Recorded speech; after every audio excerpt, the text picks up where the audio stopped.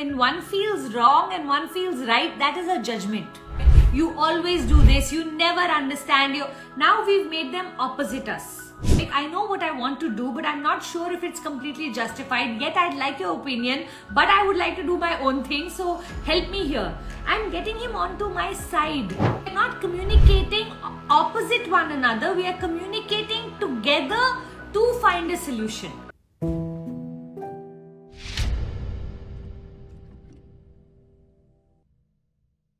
Between partners in relationship, if there is a difference in opinion and if one feels right and the other feels wrong, in that case, if the argument happens or fight happens, how to manage it? See, honestly, when there is a difference of opinion is one thing. When one feels wrong and one feels right, that is a judgment. So my suggestion is that see if you can start to respect the difference. If he's feeling like that or you're feeling like that, what is your communication style? Because the minute we make the other person feel wrong, then instead of the conversation, the focus shifts to becoming defensive. And defensive is not the right place for a conflict to get solved. So what I'd love for you to do is sit down and go, okay, in my view, this is what I feel. In your view, this is what you feel. In this topic belongs more to whom? For example, in my house, I always tell Puneet, see if you can prioritize me because this topic belongs more to me. Let's say it's children, then, if it is children and their career, more he decides. If it's children and emotions, more I decide. So like that, if you can divide some of the topics, so the person whose topic it belongs to, that person gets to decide. Unless someone is completely wrong, and if someone is completely wrong, then it's your job to sit them down and show them what it is that they feel or you feel that they could be doing wrong. And sometimes, I just allow the other person to be wrong. And I sometimes want him to allow me to be wrong. The other day, Puneet and I were having this conversation where I wanted to spend some money on something that he didn't think was worth it.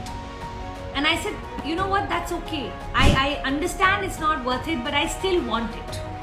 It was something that I wanted for my children and I was very keen that I get them that, and so it was a conversation where I agreed that I could be wrong, yet I choose to want it.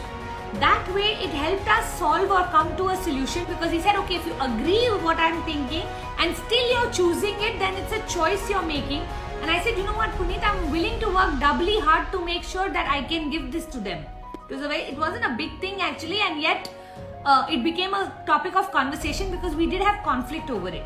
So again, what is it that we are actually respecting one another, where we are communicating, right? And we are not communicating opposite one another, we are communicating together to find a solution. So if you can change your energy to, instead of, we'll end up in conflict, start to say sentences like, you always do this, you never understand. Now we've made them opposite us. Instead, if you can go, like when I will be speaking to Puneet over something that I'm like, look, I'm feeling a little confused about this topic. I know what I want to do, but I'm not sure if it's completely justified. Yet I'd like your opinion, but I would like to do my own thing. So help me here. I'm getting him onto my side. That way the conversation is so much more superior. So just learning the art of communicating is an art by itself, Anna. So I'd love for you to start to look at, okay, he's wrong. If I tell him he's wrong, he's never going to agree or he's never going to listen. So what's the best way I can communicate this? Sometimes instead of saying you're wrong, I say, you know what, this is hurting me. And I make something emotional, because when you go into the world with emotions rather than attack, I can tell you a lot more conversation can happen around emotions rather than through attack. Attack blocks people's minds.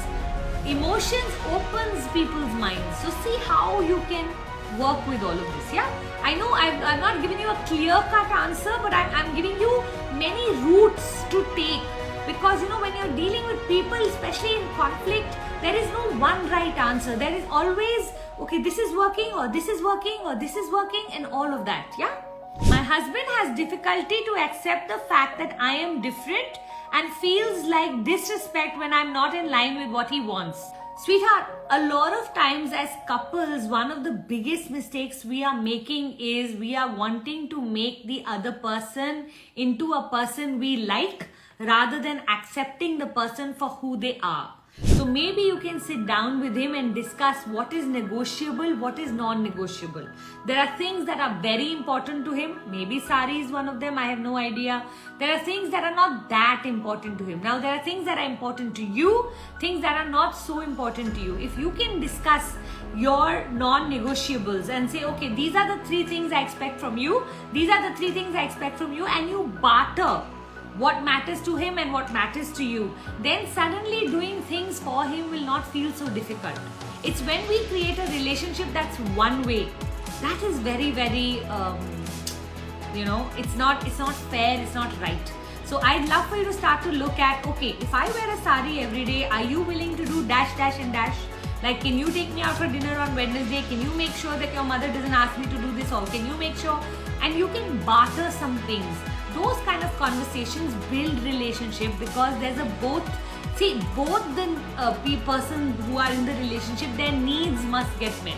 I'm not saying every need is reasonable, but yes, if we love the other person enough, we can give in. But we also need to be looked after, and if the other person is not willing to look after us, then we also don't feel like. So look at how you can communicate better with your husband and see if you can get him to do stuff that you'd like him to do in return of whatever it is that he wants.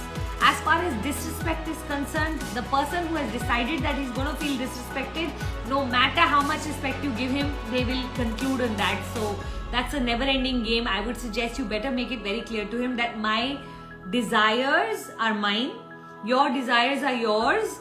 There's no way I'm trying to disrespect you, and the more you can communicate that, I don't know if it'll be of any use, but do try.